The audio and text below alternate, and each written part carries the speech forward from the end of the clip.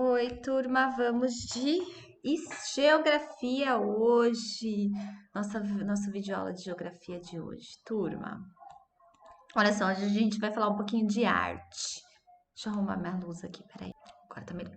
Página 178, pessoal. A gente tem falado sobre a importância dos imigrantes na cultura brasileira, né? Então, hoje a gente vai falar da obra que alguns pintores imigrantes e descendentes retrataram de algumas atividades aqui do Brasil. Olha só, vamos ler o texto da página 178. O Brasil do século XX foi retratado por muitos pintores, entre eles os seus descendentes, entre eles imigrantes e seus descendentes. Os imigrantes contribuíram em muitos aspectos para a cultura brasileira, inclusive na arte. Observe as pinturas a seguir. Então vamos lá, pessoal. Olha só, a pintura número 1 é do artista Tomo Handi, que ele nasceu no Japão, imigrante japonês, em 1906. E ele retratou aqui a colheita do café. O café, na época, cultivado especialmente nos estados de São Paulo e do Paraná, foi um dos principais produtos da economia brasileira do século XX. Então, ele retratou nessa pintura dele, pessoal, a principal atividade econômica do Brasil no século XX, que era a colheita de café aos olhos. Esse daqui foi a colheita de café aos olhos do Tomohanda. Na pintura número 2 ela foi feita pela Renina Kartz, ela nasceu no Rio de Janeiro em 1925, mas ela é de uma família judia. Ela retratou a favela, ó, chama Favela, e foi, foi feita essa pintura em 1994. No século XX, as favelas apareceram e se espalharam por toda as grandes cidades. Então, pessoal, ela denuncia nessa pintura aí os problemas do Brasil. Olha só, ela mostra favelas que existem em muitos municípios brasileiros. A pintura número 3 aqui, ó, foi feita por Caribé, ele nasceu na Argentina, imigrante argentino, em 1911 e veio para o Brasil em 1919. E ele retratou o Grande Circo em 1986.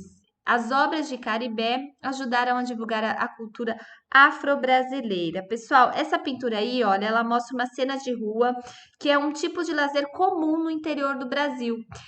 O pessoal reúne suas coisas ali, ó, bode, galinha, animais para doar, para vender, para trocar nessa feira popular aí que é retratada no interior do Brasil. Na página 179, na pintura 4, é de Sônia Furtado. Ela nasceu em Santa Catarina em 1950 e ela retratou o boi de mamão em 1995. O boi de mamão é uma das manifestações folclóricas mais antigas de Santa Catarina. Ela representa, pessoal, uma atividade de lazer. Olha só, as pessoas estão participando de uma festa e assistindo a encenação do boi. E na pintura número 5 é de Lázaro Segal. Ele nasceu na Lituânia em 1891 e veio para o Brasil em 1923. Pintou o Bananal em 1929. Olha lá, trabalhadores e imigrantes são temas importantes na obra do artista. E aí, pessoal, ele retratou um um produto agrícola importante na alimentação dos brasileiros, que é a banana, certo? Pessoal, agora vocês vão fazer a atividade do 1 ao 6. Na 6 você agora é artista e faça um desenho da pintura que represente algum aspecto do Brasil atual. Pode ser da nossa cidade, tá? Então vocês vão ler aqui e vão realizar as atividades. Eu vou dar uns minutinhos para vocês e aí eu volto para corrigir.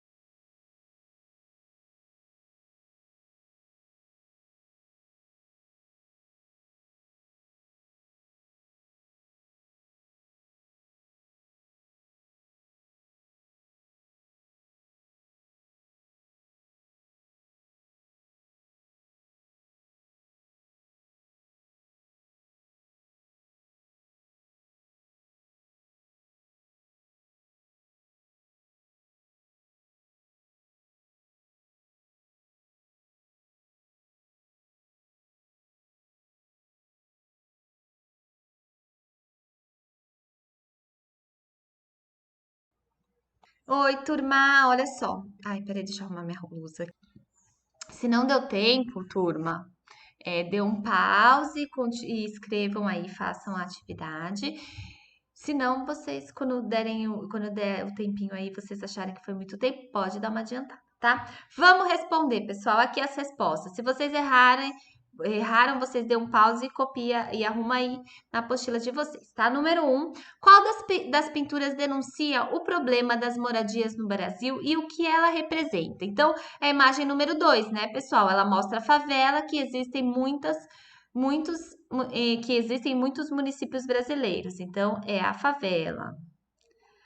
Número 2. Qual delas representa atividade de lazer e o que as pessoas estão fazendo? É o Boi de Mamão, de Sônia Furtado, e as pessoas estão participando de uma festa e assistindo a encenação do boi, né? Essa daqui, ó, número 4.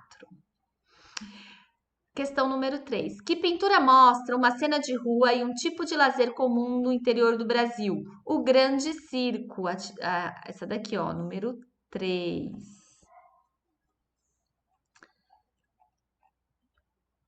4, pessoal. A principal atividade econômica do Brasil no início do século XX está retratada em uma dessas obras. Qual é a obra? A da colheita de café, a imagem número 1, certo, turma? Número 5.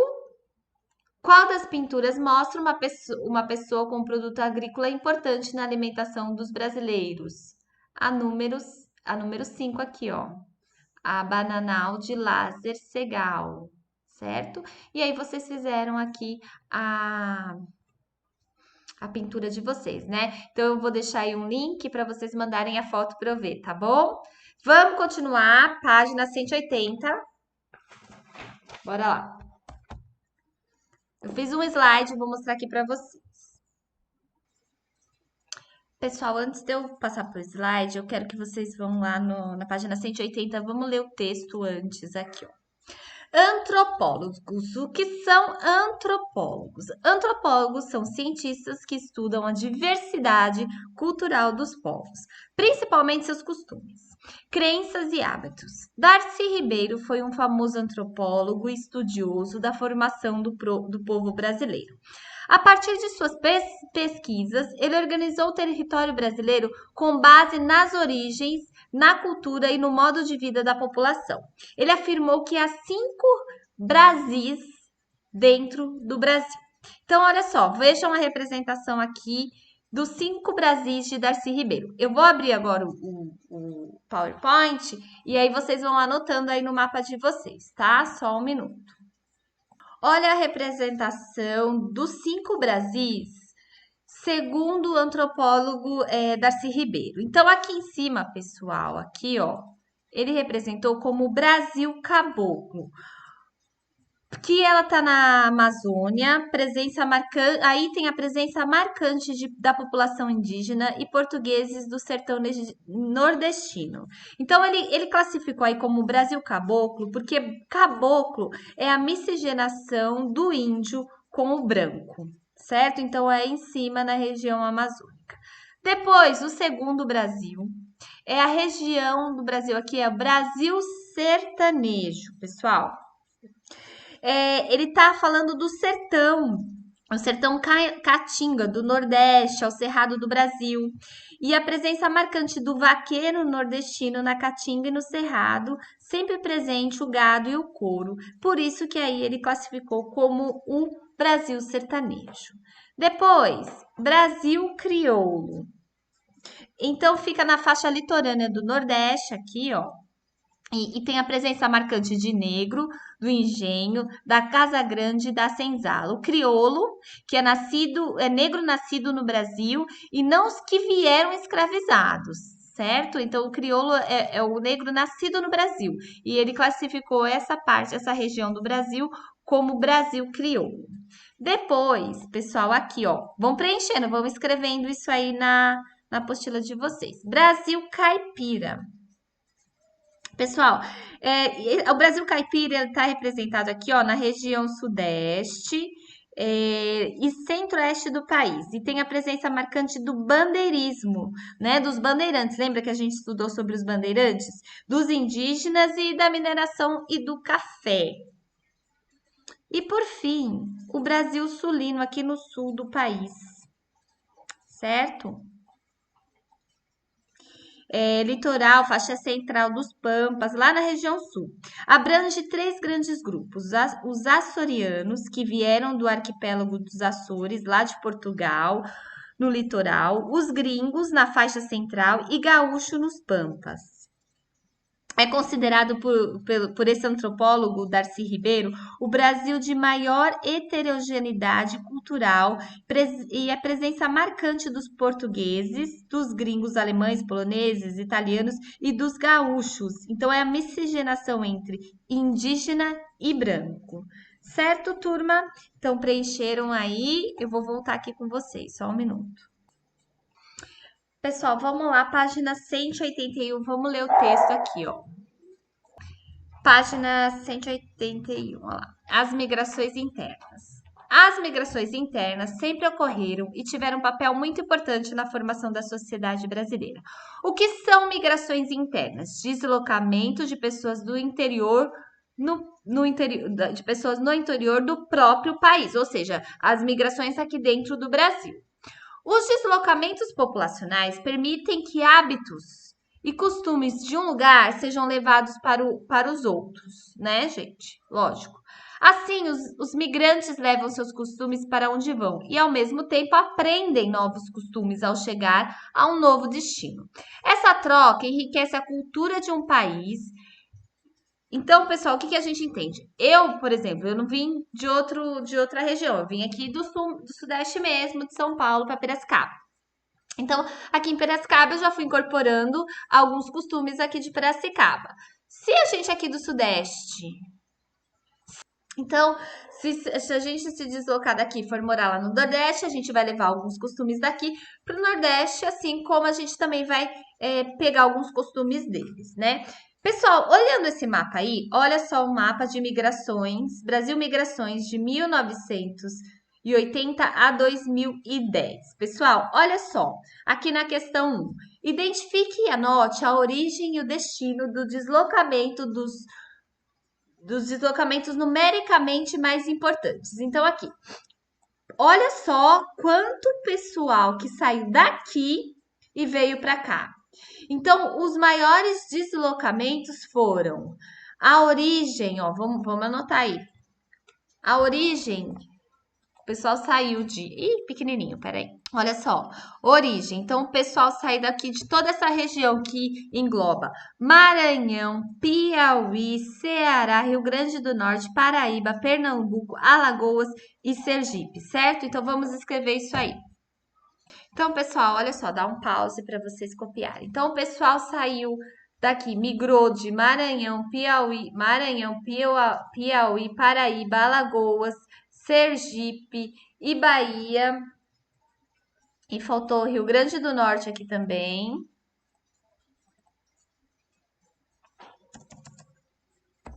Rio Grande do Norte e Bahia. E foi para onde? Olha só, o destino deles foi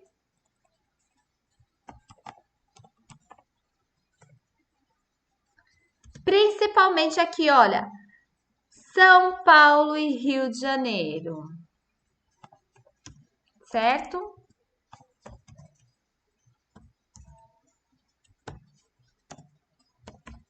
Então, o pessoal, ele saiu daqui, ele migrou daqui do Nordeste, principalmente de Maranhão, Piauí, Ceará, Sergipe, Alagoas. Aqui faltou Ceará também, gente, coloca aí. Não vai para cima.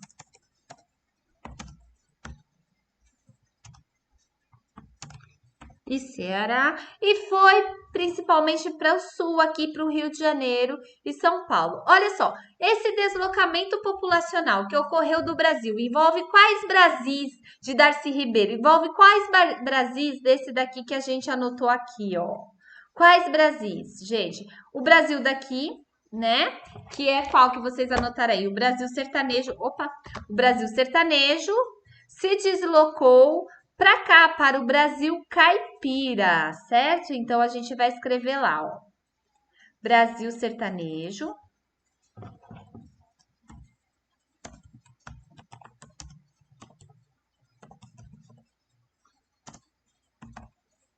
se deslocou para cá, para o Brasil caipira,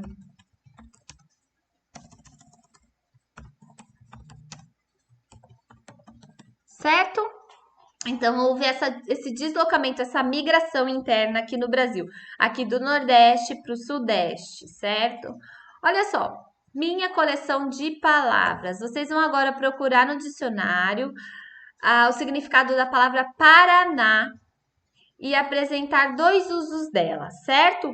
Escrever aí os dois formas de usar a palavra Paraná. Dá um pause, vou pôr o cachorrinho, vou dar uns 5 minutinhos aí para vocês procurarem e já volto.